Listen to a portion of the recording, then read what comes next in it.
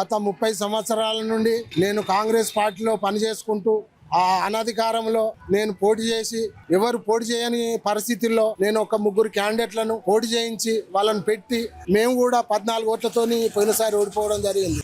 మా 2 పిల్లలు, ఒక ఆయన రాష్ట్ర సెక్రటరీ ఓట్లతో గెలిచిన వ్యక్తి, ఇంకో పిల్లగాడు అనిల్ రెడ్డి అని జిల్లా సెక్రటరీ. నాకు డబ్బు లేదని కాంగ్రెస్ పార్టీ నన్ను చిన్న చూపి డబ్బులున్న వ్యక్తికి, పార్టీలు మారే వ్యక్తికి ఇచ్చిండు. అన్నా ఇయ్యకండి, మీరు పార్టీ ఓటేయరాట, ఎందుకంటే మీరు ఎందుకు ఇస్తానంటే ఏ చరిత్రలో ఏ రౌతు వాడితే ఏ రౌతుతో పురవలుగుతుందో ఆ రౌతుకి ఇయ్యాలా అని చెప్పి అన్నాడు. అంటే నా దగ్గర లేదన్న డబ్బు, నేను నా చేతనైనంత వరకు పెడతా అంటే నా మాట ఖాతరు చేయలేదు.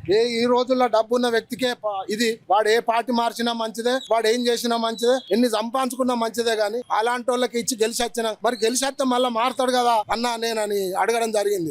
అడిగితే అది తర్వాత చూద్దాం, ఇప్పుడైతే ఎవరి పనాలు చేసుకోపోండి అని ఇవ్వడం జరిగింది. ప్రజలు నాకు ఓటర్ దేవతలై నన్ను మీరు నామినేషన్ వేయండి, మీకు ఖచ్చితంగా మేము గెలిపిస్తాము అనే హామీలు ఇవ్వడంతో ఆ ప్రజల తీర్పు మేరకు నేను నామినేషన్ వేయడం జరిగింది. ఆ ప్రజలు నాకు అనుకూలంగా ఉండి నాకు ఓటేస్తామని నా ఎంబడి హామీస్తున్నారు. నేను ఖచ్చితంగా మెజారిటీతోని గెలిచే పరిస్థితి ఉన్నది. ఇవాళ పార్టీలు మారే వ్యక్తులకు అవకాశాలు లేవు. ప్రత్యేకంగా చేతి గుర్తును డబ్బుకు బానిసాయి కొనుకొచ్చుకున్నాడు తిరుప అనిలు. ఎందుకంటే నా కష్టాన్ని చూడలే, నా బాధను చూడలే. నా భార్య ఆనాడు మేము ఆరోగ్య పరిస్థితులు ఉంటే నేను చాలా దిగజారి ఉన్న పరిస్థితి పిల్లల సౌకర్యం మేరకు ఏంది సంతోషం మేరకు నేను పోటీ చేయడం జరిగింది. ఆ పోటీ చేసిన స్థానాన్ని వీళ్ళు ఎట్లా గెలుస్తారనే ఉద్దేశంతో నా టికెట్ ను ₹1,00,00,000 కొనుకొచ్చుకున్నాడు. నువ్వేం చేస్తావో చేసుకో అని ప్రచారం చేస్తాను. నన్ను ఈ ప్రజలంతా, భూపాలపల్లి పట్టణ ప్రజలంతా ఆశీర్వదించి గెలిపిస్తారని నా యొక్క ప్రార్థన. నమస్తే. మా అమ్మ బండం రాజేశ్వరి పద్మారెడ్డి 23వ వార్డు అభ్యర్థినిగా నిలబడుతుంది. గతంలో కాంగ్రెస్ పార్టీ నుండి 30 వార్డులలో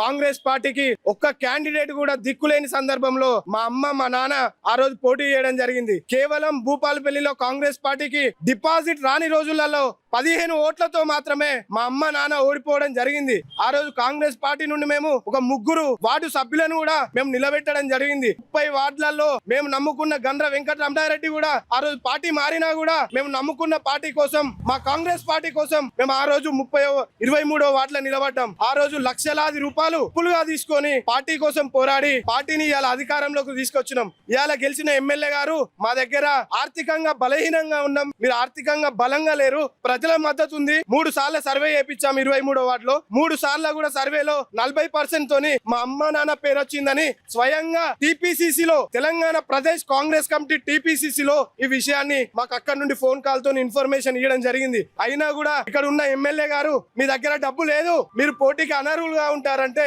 మాకు ప్రజల బలం ఉంది, ప్రజలు మమ్మల్ని గెలిపిస్తారు, ప్రజల ఆశీస్సులు ఉన్నాయి. గతంలో కూడా మేము పోటీ చేసినాము, కాంగ్రెస్ పార్టీతో సపోర్ట్ గా ఉన్నాము. కాంగ్రెస్ పార్టీ మాకు ఇలా అన్యాయం చేసింది, మేము ఏం తప్పు చేసినాం, మేము పోరాడలేదా పార్టీ కోసం? గ్రౌండ్ స్థాయి నుండి రాష్ట్ర స్థాయి వరకు స్వయాన ముఖ్యమంత్రి గారు నన్ను గుర్తుపడతారు. ఉమేష్ రెడ్డి అంటే ఎవరో రేవంత్ అన్నకు తెలుసు. 15,000 ఓట్లతోనే నేను యువజన కాంగ్రెస్ రాష్ట్ర సెక్రటరీగా గెలిచిన.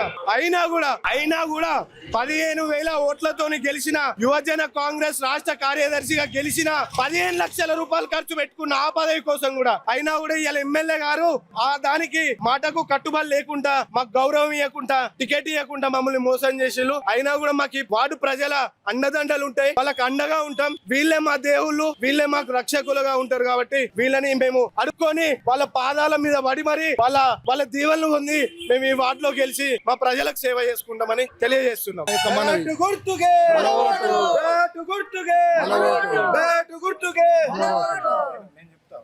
బాగా ఎక్కువ